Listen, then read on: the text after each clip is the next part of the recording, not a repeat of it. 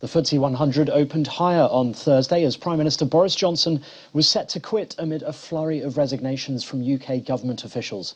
London's benchmark index was 1.2% up after opening, extending its run of gains after a sell-off earlier in the week. Boris Johnson will resign as Conservative leader, but says he will continue in the role until the autumn. It comes as 50 MPs resigned their posts, with his government including the Chancellor and the Health Secretary. Asian stock markets gained earlier after the Federal Reserve said higher US interest rates might be needed to cool inflation. Shanghai, Tokyo and Sydney advanced. Hong Kong declined. Oil prices edged higher after falling below $100 per barrel this week. Wall Street's benchmark S&P 500 index gained 0.4% after notes from the latest Fed meeting said an even more restrictive stance could be appropriate to get inflation back to its 2% target.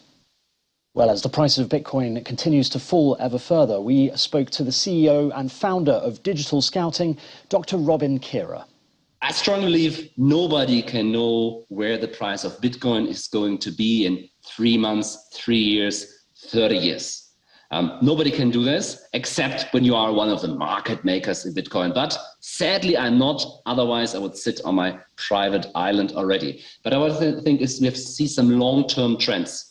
We see long-term trends in the institutional business. More and more institutional investors are opening crypto desks and are evaluating in investing. We see first insurers moving into the Bitcoin, like a mass mutual investing over 100 million. That's not enough. It's not a lot for insurers, but it is a significant amount that it shows that institutional investors are interested. We see retail banks in Europe and in the US actually opening opportunities for the normal retail person that's not going to a crypto exchange, providing services where they can save money, invest money into crypto. So that are overlying trends that I strongly believe that the participants in the markets are getting more and more all over the world. So that's an indication, in my view, that we see an increased price. But, you know, we have seen crazy things like Brexit, Euro crisis, migration crisis, wars around the world. So, you know, all these things, and a lot of analysts have not come seeing. So, you know, the party can go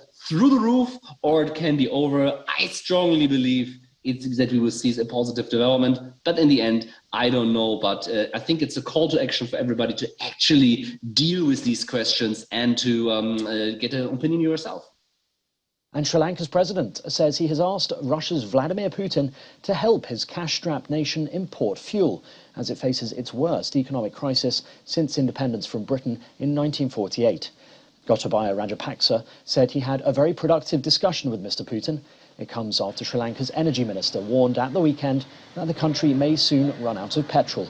On Wednesday, hundreds of people took to the streets of the capital, Colombo, to protest against the government. And those are your main stories from London at close of business.